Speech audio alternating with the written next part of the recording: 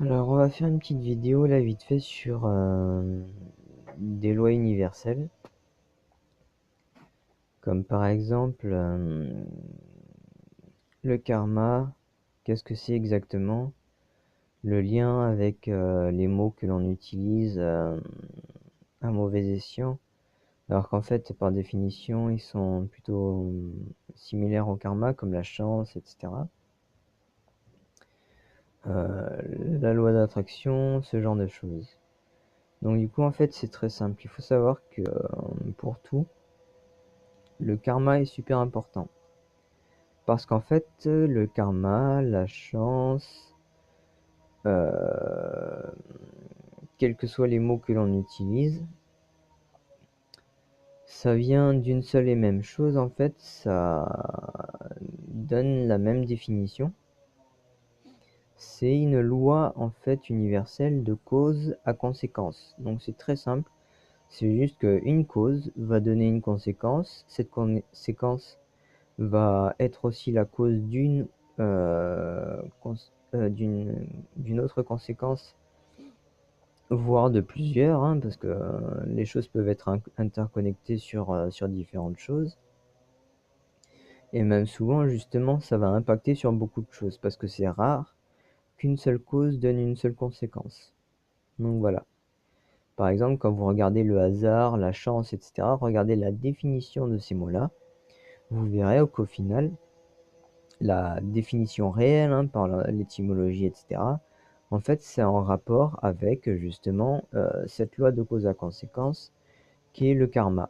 Donc, le karma, c'est pas non plus une épée de Damoclès aléatoire qui va vous tomber dessus, c'est que ben, justement, ça va être en cause et conséquence de ce que vous faites.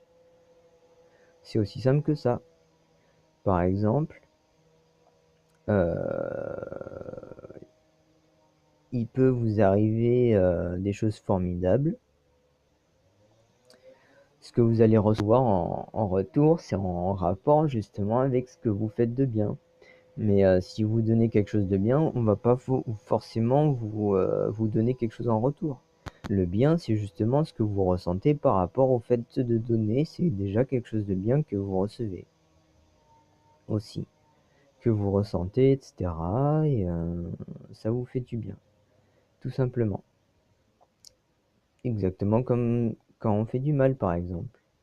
Quand on frappe quelqu'un, c'est pas forcément le retour du mal que vous allez recevoir de la personne en face, même si ça peut être le cas, ça peut être simplement rien que le mal que vous faites vous-même en générant de l'agressivité en vous, de la violence en frappant quelqu'un.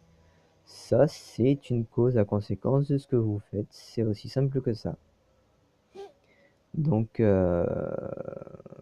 il faut en fait comprendre en fait tout simplement les règles de ces causes et conséquences et justement les interactions entre les différentes causes et conséquences et suites logiques de tout ce que ça va impliquer en fait objectivement dans la compréhension des choses. Par exemple, manger, ça va impliquer de tuer une plante, mais cette plante, si elle est crue, justement, elle va être encore vivante. Donc en fait, si vous êtes compatissant envers cette plante et que vous comprenez qu'il faut manger en fonction de vos besoins et pas par vice, par exemple, par gourmandise ou autre, et ben du coup ça va complètement changer, ça va être quelque chose de positif. Alors que si vous mangez par gourmandise et que vous n'en avez rien à foutre, par exemple des plantes que vous coupez, bah du coup là ça va vous faire du mal intérieurement. Même vous n'allez pas forcément vous en rendre compte. C'est pour ça que par exemple en spiritualité, même sans forcément parler de religion, on remercie les aliments en fait que l'on ingère parce qu'à la base ce sont des êtres vivants. Et ces êtres vivants en fait nous donnent justement de la vie pour que l'on puisse vivre un peu plus longtemps. En particulier, justement, il faut savoir que les plantes, comme tous les animaux, même si c'est complètement différent, hein, entre animaux et plantes, c'est deux choses différentes, comme les insectes, ça reste des êtres vivants, comme les bactéries. Les êtres vivants, ce sont des êtres qui vivent, naissent, vivent et meurent de cette manière, donc ils vivent de cette manière-là, et qui se nourrissent, s'oxygènent de différentes manières, etc. Qui sont dotés aussi d'une capacité d'élimination, ce genre de choses. Donc du coup c'est très simple à comprendre. Et même les plantes, même si la plupart des gens ne le payent court parce qu'ils ne connaissent pas ce fait-là, ou on leur a habitué à croire l'inverse, même face à des faits, les plantes sont dotées d'un système en fait qui est similaire au système nerveux, mais qui est complètement différent chez la plante. Mais par contre, ça envoie des informations nerveuses, des informations électriques, des impulsions électriques en fait, qui sont similaires aux informations nerveuses humaines. Mais vu qu'elles ne sont pas dotées de cerveau et de glandes pinéales, la plupart des humains ne comprennent pas en fait ce système. Mais ça parcourt toute la plante et ça leur permet en fait de ressentir ce qui va être bon et mauvais pour elles. Mais comme pour tout, une plante intoxiquée par exemple, trop intoxiquée, ne va pas arriver à se soigner et elle va tomber malade. Alors à l'inverse, si vous lui donnez assez justement de bons nutriments et de compost bien décomposé sain, avec tout un écosystème aussi qui permet la vie, elles vont pouvoir aussi se soigner facilement et simplement. Donc voilà.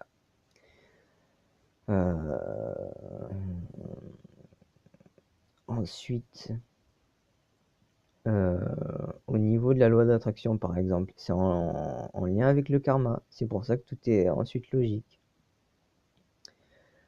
Que par exemple la loi d'attraction, c'est simple, hein. Si vous pensez que vous êtes capable de courir, que vous essayez de courir et que vous commencez à le faire, vous allez vous rendre compte en fait que vous allez pouvoir attirer vers vous cette capacité de le faire. Si vous voulez rencontrer des gens positifs, si vous faites tout ce qu'il faut pour vous rendre compte à quel point les gens que vous rencontrez, justement, sont des gens bien, sont des gens positifs, ne vous cachent pas de mauvaises choses, etc. Du coup, au final, vous allez en rencontrer. Mais par contre, si vous rencontrez des gens qui sont en apparence positive, ou alors qui sont un petit peu positifs, mais qui sont un peu inconscients, et qui, sans s'en rendre compte, se font un peu du mal et vont vous en faire un peu aussi, mais de manière inconsciente et donc innocente, hein, et qui ne s'en rendent pas compte. Il faut faire attention aussi à ça, et c'est pas forcément de leur faute, il faut relativiser un petit peu. Et dites-vous que c'est pas forcément de votre faute si vous rencontrez des gens négatifs quand vous essayez de rencontrer des gens bien, que c'est parfois aussi des gens mal intentionnés qui peuvent essayer justement de repérer des gens positifs pour essayer, comme les pervers narcissiques, pardon, de profiter d'eux. Donc du coup, dites-vous que ce que vous êtes en cause, c'est de rencontrer les gens justement positifs dans ce que vous voulez, et que certaines choses sont dépendantes de vos choix, et d'autres choses vont être dépendantes des choix des autres, et il vaut mieux faire justement le discernement entre les deux, entre ce qui vient de vous et ce qui vient des autres, justement pour garder absolument impérativement ce libre arbitre de façon importante. Donc voilà un petit peu pour tout ça. Après, vous avez d'autres choses comme par exemple la pensée positive du moi intérieur et à l'inverse l'illusion de la pensée positive de l'ego, qui va croire que par exemple par appartenance, par formatage, hein, on nous a fait croire que les choses nous appartiennent, alors qu'en fait quand prend conscience des choses dans la liberté, d'ailleurs de ce principe de liberté, tout doit être libre, dans le sens positif des choses, parce que l'ego donne une illusion de liberté et s'enferme dans certaines choses et il se coupe de liberté et il fait croire à certaines libertés alors qu'en fait il va même plutôt se renfermer sur certaines choses. Donc du coup, le truc impératif à faire pour voir ce discernement, c'est que en fait, le moi intérieur va justement bien comprendre les choses et les exprimer de cette façon. Ce qui vient de vous, donc du coup, c'est votre libre arbitre, mais vous devez comprendre que tout ce qui est pensée et compagnie, certaines choses sont de vous, mais ne vous appartiennent pas de manière égoïste du terme, égocentrique. C'est-à-dire que les pensées, vous allez émettre des pensées, mais la seule chose qui vous est propre, c'est vous-même en fait. C'est pas vos pensées, c'est-à-dire que ce n'est pas les pensées, vos pensées. C'est un terme qui est illogique parce qu'une pensée de base, ça ne vous appartient pas. C'est le fait de pouvoir penser qui vous est propre, mais les pensées que vous allez générer, comme par exemple le mot je, si j'arrive à penser je, hein, vous voyez, c'est tout simple.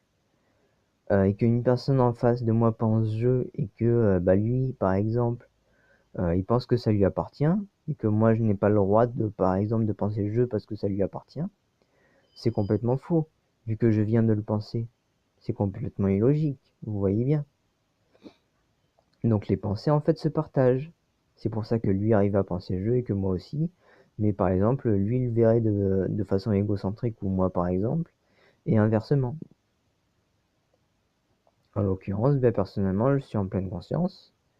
Donc ce côté égocentrique, en fait, il est complètement caduque. Parce que du coup, en fait, on arrive parfaitement à maîtriser l'ego.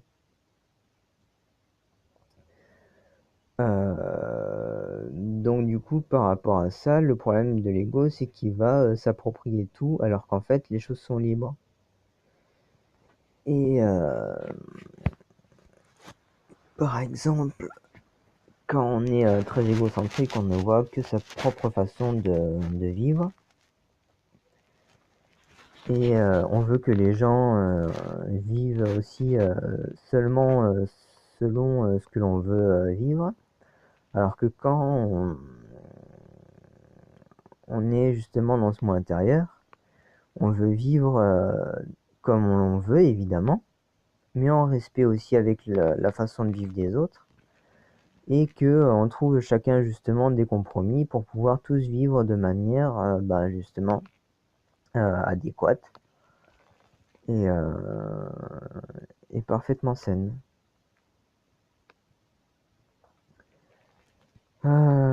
Donc, ça va être très simple, très simple à voir et à comprendre. Parce que sous couvert d'illusion de libre arbitre, en fait, l'ego se met à devenir en fait justement très égoïste au lieu de penser aussi aux autres. Il ne pense qu'à lui en fait. Il ne voit les choses que comme lui veut les voir, plutôt qu'en fait comme elles sont réellement. Et ça, c'est un gros problème qui est déjà expliqué dans des vidéos précédentes. Que si vous voulez voir les choses comme vous voulez, par exemple, si vous voulez voir que la Terre est plate, alors qu'en fait elle est ronde, vous allez devenir complètement fou. Vous allez devenir complètement ignorant ou idiot, etc. Alors qu'en fait elle est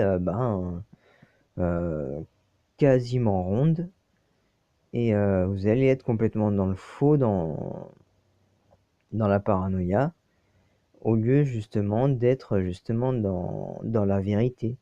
se dire en fait par exemple que la vérité vous appartient, c'est votre vérité, c'est complètement faux. Vous allez expérimenter en fait réellement une partie de la vérité ou alors expérimenter quelque chose de faux. La vérité et le faux, ce sont des principes, ce sont des idées que vous allez soit expérimenter, soit ne pas expérimenter. Mais ça ne vous appartient pas. La seule chose qui est vraiment propre à vous-même, c'est l'identité, c'est qui vous êtes réellement, en fait, tout simplement. L'âme que vous êtes, c'est la seule chose qui vous est propre. Et même par exemple, le corps dans lequel vous êtes, d'accord, certes, vous allez y être lié pendant un moment, mais au bout d'un moment, ce corps va mourir et vous allez en être libéré. Donc vous allez le laisser libre et vous allez laisser par exemple les asticots ou les carnivores le bouffer. Ou alors le mettre dans un sarcophage et le laisser se décomposer de lui-même de par toutes les cellules et bactéries, etc. dont il va être constitué. Donc vous allez le laisser libre aux bactéries et compagnie. Et à la prochaine incarnation, vous allez pouvoir justement retrouver un nouveau corps. Par exemple, ce système de réincarnation, c'est très simple, ça a été même prouvé scientifiquement, même si des faux scientifiques appellent ça théorie et que les vrais scientifiques qui se basent sur des faits comprennent que c'est des faits scientifiques qui sont irréfutables et qui sont donc du coup avérés, parce que en fait, il faut comprendre que la science et que la spiritualité en fait se rejoignent très bien et très facilement en fait sur ça.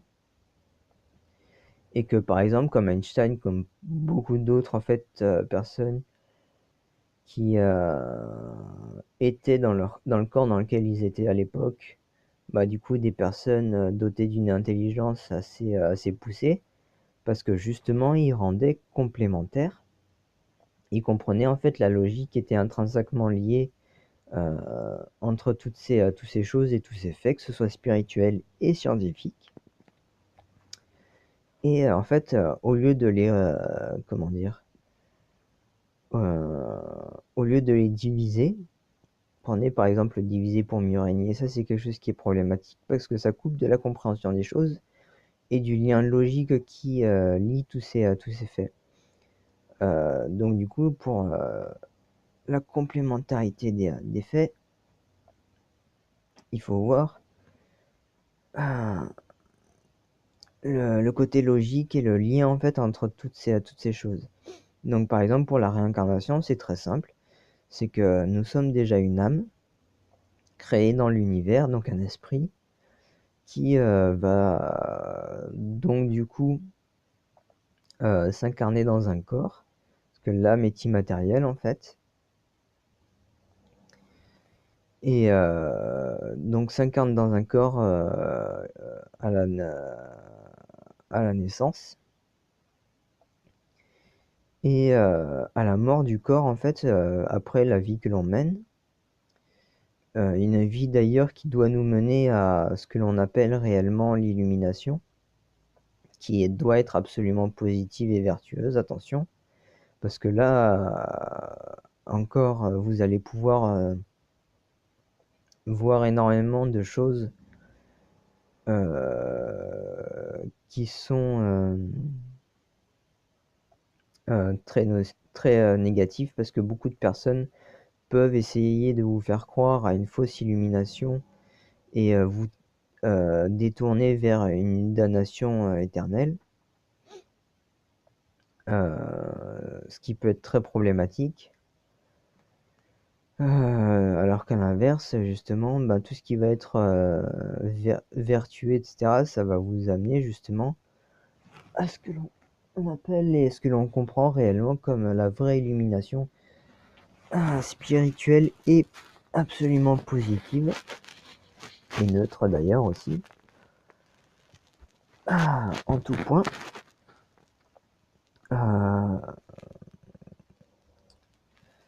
Donc du coup après, suite à cette illumination, en fait il va vous arriver deux choix. Soit vous allez rejoindre constamment l'univers, vous allez pouvoir agir donc du coup dans l'univers simplement en tant qu'esprit, vous balader et faire différentes choses qui sont liées justement aux capacités en fait d'éveil, comme des facultés télépathiques, de déplacement énergétique, etc., de méditation transcendantale, ce genre de choses, qui sont surtout liées donc du coup à l'esprit, vu que le corps n'est plus.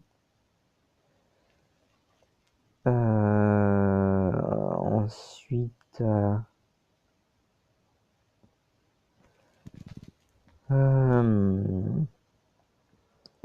si jamais, du coup, dans cette vie, vous vivez de façon un peu malsaine et que vous n'atteignez pas en fait cette incarnation, vous allez purger en fait votre esprit en fait dans les limbes, ou si vous atteignez un peu la damnation éternelle, votre esprit va stagner un peu sur terre dans ce qu'on appelle l'enfer en fait, qui commence déjà dans les milieux mortels, dans le corps, dans tout ce que vous pouvez faire de négatif, c'est déjà une part d'enfer en fait. Les gens ne s'en rendent pas compte inconsciemment, mais c'est déjà ce qui les détruit intérieurement. Alors qu'à l'inverse, le paradis, ce qui est rédempteur, c'est tout ce qui va être justement positif. Et ce que vous allez pouvoir faire de neutre en fait, par rapport à tout ce qui est positif et ce qui neutralise en fait ce qui est négatif, qui donc du coup va devenir neutre par équilibre en fait des choses. Donc du coup c'est assez simple, et ce qui est bien c'est que une fois en fait plusieurs vies vous allez vous réincarner, au bout d'un moment le truc en fait, ce qui est super bien à voir, c'est que vous allez petit à petit vous en rendre compte de tout ça et expérimenter de plus en plus en fait des choses positives. Et même la plupart du temps, même si vous en rendez pas compte, quand vous êtes inconscient, même quand vous agissez un petit peu de façon négative, vous vous tournez plutôt même d'ailleurs vers des choses qui vont être positives, vers des personnes qui vont vous apporter des choses positives. Et petit à petit, vous allez y être plus ou moins conscient ou inconscient. Donc ça peut prendre plus ou moins de temps suivant les personnes, mais ça va marcher au bout d'un moment de toute manière. Donc rassurez-vous, la mort n'est pas une fatalité. Et les expériences de mort imminente, par exemple, en sont la preuve formelle.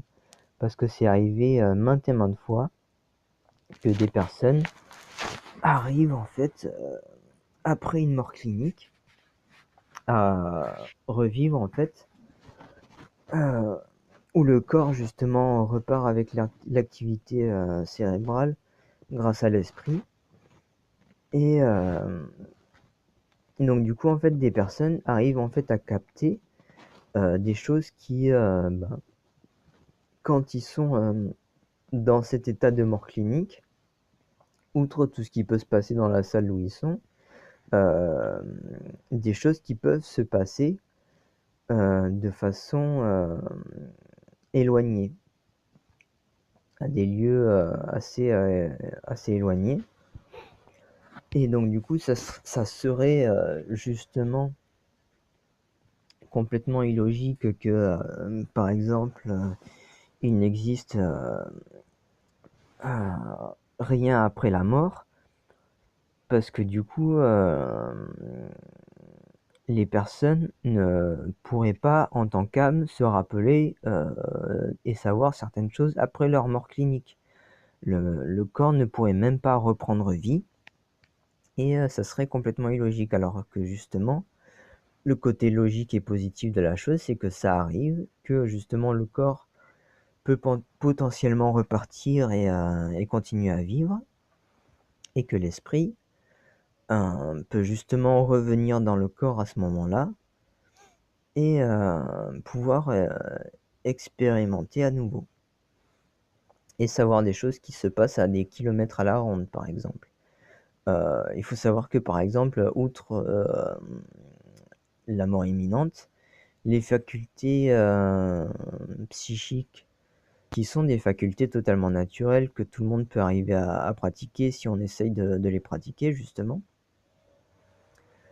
La décorporation, c'est quelque chose qui est totalement pratique et facile à faire, en fait.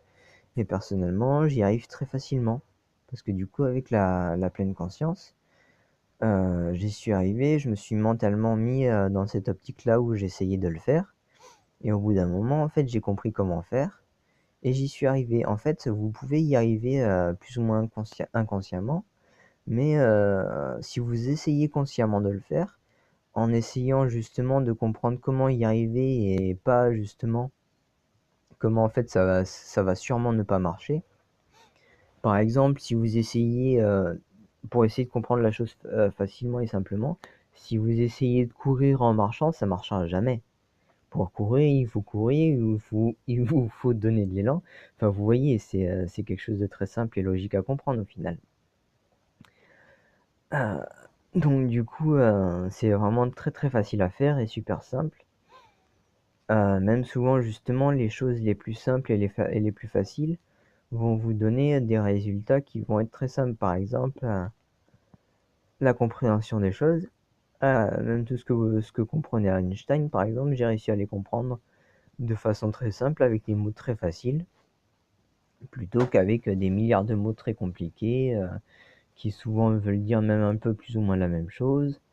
Et que par exemple esprit, âme et compagnie, c'est un peu la même chose de toute manière. Donc ça divise en fait un principe avec plusieurs mots différents, au lieu de tout réunir avec un seul mot qui va vous aider à comprendre en fait les choses de façon assez simple. Donc voilà. Pour tout ça, ensuite, il existe d'autres facteurs de loi universelle et différentes choses. Après, vous pouvez aussi expérimenter, par exemple, en pleine conscience, toutes les capacités psychiques et mentales, comme la télékinésie, la télépathie, le fait de générer de l'énergie, de générer de la chaleur, réchauffer votre corps ou réguler par exemple de manière naturelle la température. S'il fait trop chaud, le rafraîchir par exemple, pour équilibrer la température du corps. Parce que instinctivement, inconsciemment, le corps peut se mettre en mode survie. Mais parfois, vous pouvez vous faire des engelures et vous n'allez pas vous en rendre compte à quel point vous vous faites du mal en fait.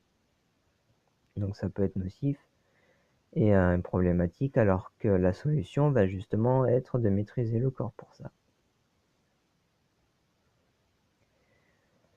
Donc après, vous pouvez vous renseigner sur toutes les capacités physiques et mentales et sur toutes les lois à conséquence et essayer justement par exemple de pratiquer la pleine conscience.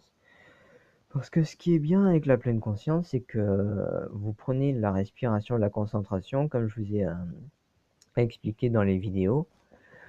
Euh, Ça va faire exactement le même effet que la méditation au niveau des pensées. D'ailleurs, je vais vous expliquer ça, outre ce que vous pouvez trouver sur Internet qui va justement être logique et en corrélation avec ce que je vais vous dire. Qu'en fait, l'état de méditation, ça harmonise en fait les deux hémisphères du cerveau et ça va vous permettre en fait de parfaitement comprendre de manière complète et objective en fait les informations. Donc en plus ça va vous permettre de les comprendre de façon positive parce que ça va vous permettre de reprendre conscience, de traiter ces informations positives pour retrouver la vérité en fait qui est universelle et de comprendre en fait le discernement entre ce qui est vrai et ce qui est faux. Donc en fait au final c'est très très simple à comprendre et à pratiquer. Donc du coup cette pleine conscience, c'est vraiment quelque chose qui est plutôt primordial à faire et à comprendre. Parce que justement, en fait, ça va vous permettre d'expérimenter tout ce qui va être naturel et sain, en fait, dans la vie, tout simplement. Et donc, du coup, par exemple, pour revenir à ce que l'on disait sur cette loi universelle, de toutes les capacités physiques et psychiques que vous pouvez expérimenter, parce que ça c'est un des grands principes aussi de l'univers, c'est qu'en fait il vous faut expérimenter en fait ce que vous connaissez déjà et ce que vous savez déjà en tant qu'âme, en tant qu'esprit, en fait, vous l'expérimentez dans le corps. Et si vous êtes justement dans une bonne hygiène de vie depuis la naissance, vous allez pouvoir parfaitement l'expérimenter. Si vous le retrouvez au final, même au bout d'une mauvaise hygiène de vie, si vous retrouvez une bonne hygiène de vie, vous allez pouvoir bien l'expérimenter. Et si vous expérimentez au contraire une mauvaise hygiène de vie, vous n'allez pas pouvoir l'expérimenter de façon saine. Mais vous allez peut-être potentiellement justement pouvoir l'expérimenter dans une autre vie ou autre. Donc voilà pour tout ça. Et ce qui est bien, donc renseignez-vous, comme je disais, sur toutes les capacités psychiques et mentales, physiques, etc. Essayez de les expérimenter avec la pleine conscience parce que ça va vous permettre de les expérimenter sainement et parfaitement en plus. Essayez par exemple, quand vous essayez de courir, essayez de mentaliser le mouvement parfait en fait directement. Essayez de mentaliser l'information parfaite. Par exemple, si vous mentalisez directement parfaitement la réponse, l'information parfaite d'une question, vous allez pouvoir en trouver la réponse exacte. Par exemple, si vous voyez, pour prendre quelque chose de très simple, hein, quand vous êtes enfant, vous voyez 1 plus 1 égale 2. Enfin 1 plus 1, pardon, est égal à un point d'interrogation. Vous allez vous mettre à essayer de comprendre ce que veut dire ce point d'interrogation. Si vous mentalisez directement l'information sans forcément passer par toute l'optique de comprendre pourquoi on essaye de trouver des chiffres, de ce que correspond 1 plus égal, etc. Vous allez comprendre en fait que ça veut dire que ça veut dire 2, enfin que la solution c'est 2 directement. Et ça c'est une des capacités psychiques en fait, celle qui est justement possible